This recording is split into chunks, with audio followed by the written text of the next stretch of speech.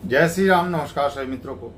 दोस्तों, बहुत जल्द ही गुरु और राहु की युति भंग होने वाली है और गोचर से गुरु चंडाल दोष खत्म होने वाला है। यानी गुरु राहु से जो पीड़ित है वह प्रभाव खत्म होने वाला है और 30 अक्टूबर 2023 को राहु का राशि परिवर्तन मेष राशि से मीन राशि में हो जाएगा।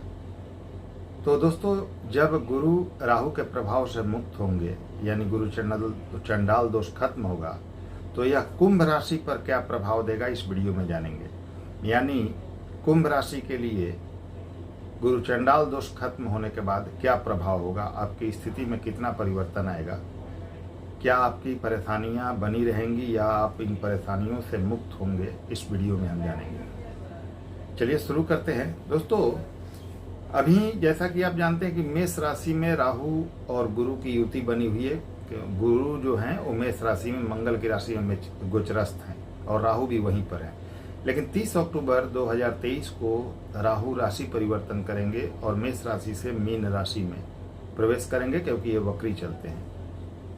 तो कुंभ राशि के लिए गुरु आपके एकादश भाव के और धन भाव के स्वामी होके आपके थर्ड हाउस में यानी कि आपके तीसरे भाव में और अपने मित्र मंगल के राशि में है, राहु से प्रभावित है। लेकिन राहु चले जाएंगे आपके सेकंड हाउस में धन भाव में 30 अक्टूबर को। हालांकि धन के लिए राहु वहां बहुत अच्छे होंगे, अन्य चीजों में परेशानी दे सकते हैं लेकिन धन तो देंगे। खैर, वो वीडियो हम बाद में डिस्कस करेंगे। जब राहु पर राशि परिवर्तन का वीडियो दूंगा तो मैं बताऊंगा कि राहु कैसा प्रभाव देंगे आपको। अभी हम गुरु की बात करते हैं। तो आपके एकादश का स्वामी आपके राशि से तीसरे भाव यानी कि मेष राशि में है और राहु के प्रभाव से 30 अक्टूबर को मुक्त हो जाएगा। अभी तक क्या चल रहा था, क्योंकि इनकी दृष्टि भी भाग्य भाव पर थी। तो दोस्तों, तीसरा भाव किन चीजों का है? आपके एक्स्ट्रा एफर्ट का है, मेहनत का है, कम्युनिकेशन स्किल का है, भाग दौड़ का है, छोटी यात्राओं का है, छोटे भाई बहनों का है, लेखन कार्य का है, यूट्यूब चैनल का है, मीडिया का है, इन सब चीजों से जुड़ा हुआ है थर्ड हाउस। तो एक एक्स्ट्रा एफर्ट के घर में गुरु और राहु की युति थी और ये आपके एकादश के स्वामी होकर गुरु यहाँ पर थे, धन भाव के भी स्वामी थे और लाभ भाव के भी। तीसरा भाव अति मेहनत का है। तो भाई, आप मेहनत भी कर रहे थे तो रिजल्ट नहीं मिल रहा था क्योंकि गुरु यहाँ पर तो पीड़ित थे। तो आपके लाभेश पीड़ित होने के कारण आप कितना भी मेहनत कर रहे थे उसका रिजल्ट नहीं मिल रहा था और कुछ हद तक मेहनत में कमी भी आ रही थी, आलस की भी स्थिति बन रही थी। लेकिन मेहनत करने के बावजूद भी आपको कुछ हासिल नहीं हो रहा था क्योंकि गुरु यहाँ पीड़ित थे आपके लाभेश। लेकिन ये 30 अक्टूबर को तो मुक्त हो रहे हैं। तो अब क्या होगा?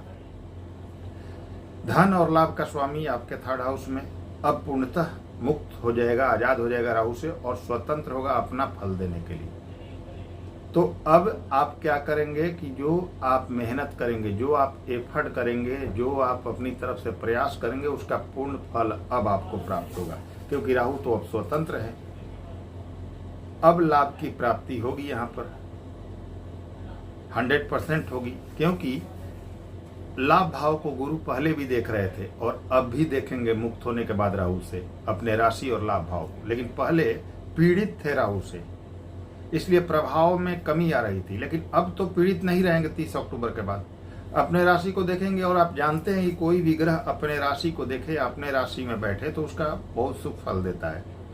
तो अब तो गुरु आपको फल देंगे, मेहनत कराएंगे क्योंकि तीसरे भाव में है, लेकिन मेहनत का अब रिजल्ट मिलेगा क्योंकि आपके लाभ भाव और स्वयं की राशि को देख रहे हैं। तो पैसे अब आपके पास आएंगे।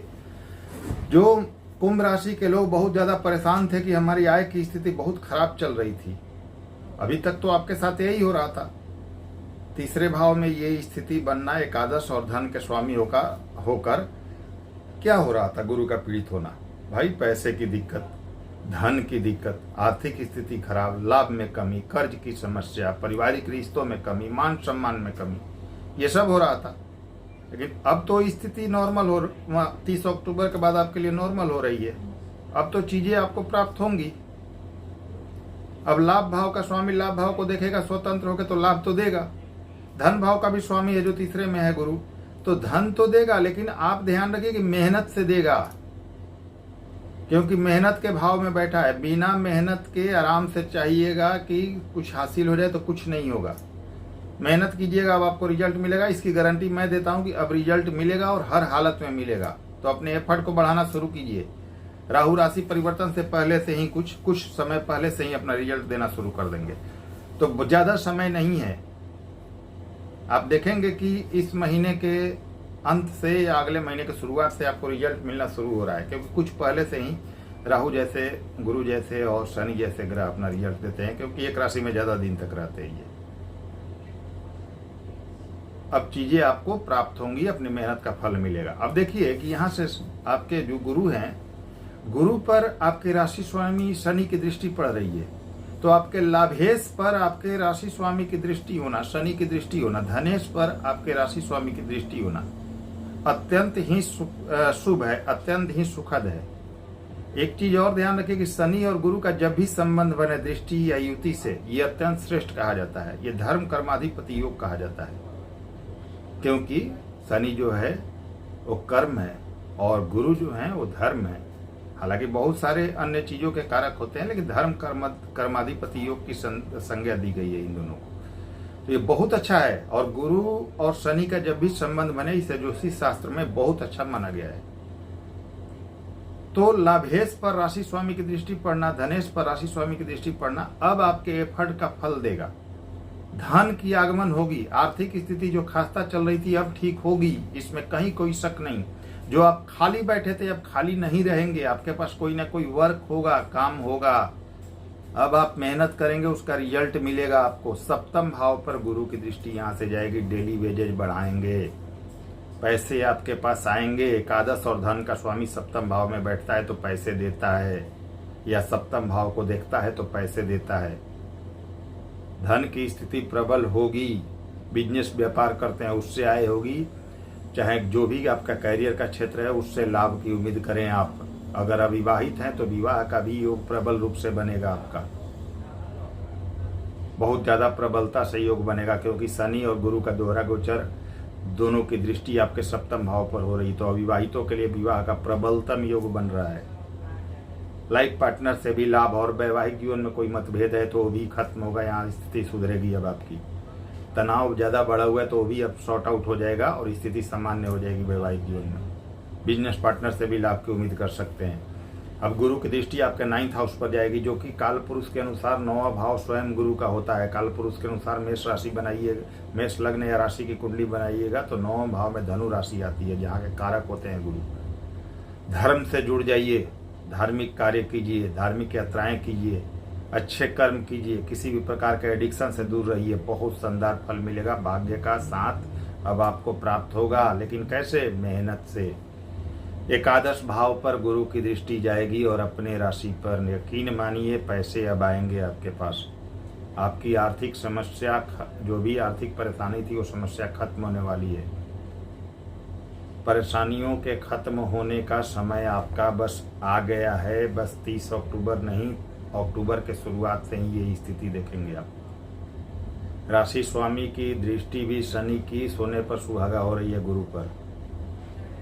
ये चीजें अब आपको प्राप्त होंगी। पैसे की प्रॉब्लम, आर्थिक स्थिति जो भी आपकी प्रॉब्लम चल रही थी वो सब खत्म होगी। खाली बैठे थे, अगर जॉबलेस थे जॉब मिल जाएगी। बिजनेस व्यापार जो नहीं चल पा रहा था वो यहाँ से चलेगा। सामाजिक मान सम्मान आपका बढ़ेगा। कर्ज की स्थिति धीरे धीरे समाप्त होगी। यहाँ से स्थिति अनुकूल हो रही है, क्योंकि राशि स्वामी भी आपके श्रेष्ठ स्थिति में है और गुरु भी अब राहु के प्रभाव से मुक्त हो चुके हैं।